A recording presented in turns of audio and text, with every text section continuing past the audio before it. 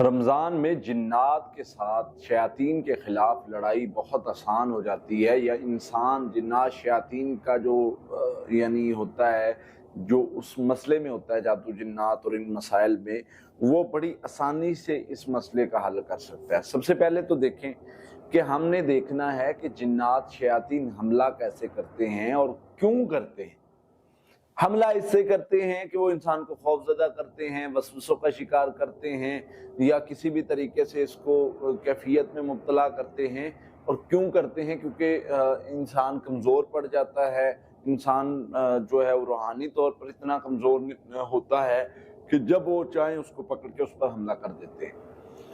لیکن انسان اگر مضبوط ہو جائے اور روحانی طور پہ مضبوط ہو جائے اور شیطان کو طاقت نہ دے، تو یہ دن ایسے ہیں جن دنوں میں آپ جادو جن کو ویسے ختم کر سکتے ہیں۔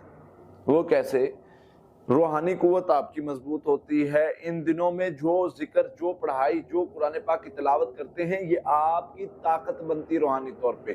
اور دوسری طرف شیطان کو طاقت حاصل کرنے کے لیے کوئی رستہ نہیں ملتا، کیوں؟ گناہوں کے رستے تو بند کیے ہوئے روزہ رکھ کے۔ روزہ ڈھال ہے کس لیے؟ ہم روزہ رکھنے کے بعد شیطان کو تو موقع ہی نہیں دیتے کوئی بھی گھسنے کا۔ تو اس لیے جنات شیاطین کے لیے یہ بڑے مشکل دن ہوتے ہیں، اور جو انسان ہے، مسلمان ہے، وہ جو روزے رکھتا ہے اس کے لیے یہ بڑے فائدے مند دن ہوتے ہیں۔ ان دنوں میں بندہ آسانی سے جو ہے وہ ان چیزوں کا علاج کر سکتا ہے، ان معاملات کو دیکھ سکتا ہے، ان معاملات کا حل کر سکتا ہے۔ سمپل آپ کو کیا کرنا ہے؟ ایک تو روزہ رکھنا ہے، دوسرے نمبر پر تراویح پڑھنی ہے، اور تراویح میں جب بندہ قرآن سنتا ہے تو وہ بھی اس کے لیے اجر و ثواب کا باعث بھی بنتا ہے، شفا کا باعث بھی بنتا ہے۔ پھر اسی طرح سے جو بندہ جو ہے وہ ذکر زیادہ کرتا ہے وہ اس شر سے نکل جاتا ہے۔ تو رمضان میں آپ کو ایک عمل کا 70 گنا مل رہا ہوتا ہے، یہ بھی ایک فرق ہے۔